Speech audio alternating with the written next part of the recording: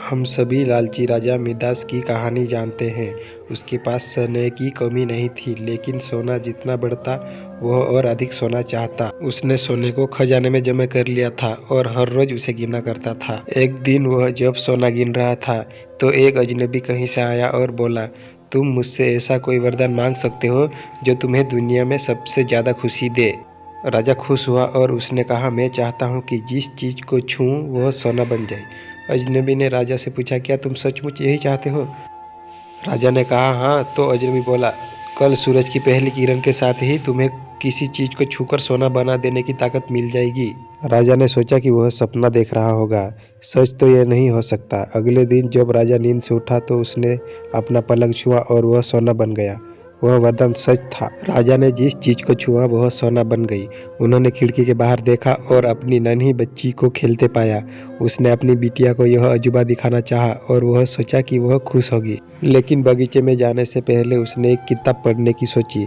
उसने जैसे ही उसे छुआ वह सोने की बन गई। वह किताब को पढ़ न सका। फिर वह नाश्ता करने बैठा। जैसे ही उसने फलों और पानी के गिलास को छुआ वे भी सभी सोने के बन गए। उसकी भूख बढ़ने लगी और वह खुद से बोला, मैं सोना को खा और पी नहीं सकता।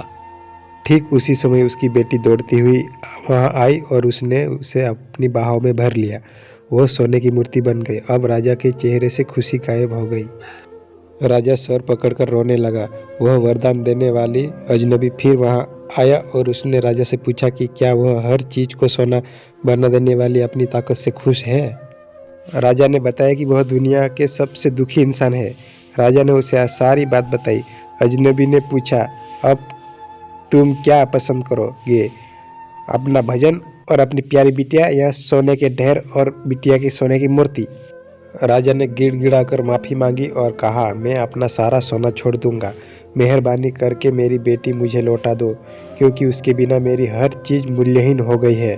अजनबी ने राजा से कहा, तुम पहले से बुद्धिमान हो गए हो, और उसने अपने वरदान को वापस ले लिया।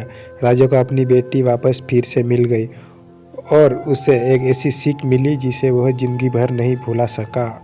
चलिए इसी के साथ मैं आपसे विदा लेता हूँ, और ये कहानी कैसी लगी कमेंट करके ज़रूर बताइएगा, और ज़रा सी पसंद आई तो इस चैनल को सब्सक्राइब जरूर कर लेना। मिलते हैं नेक्स्ट वीडियो में, तब तक के लिए जय हिंद जय भारत।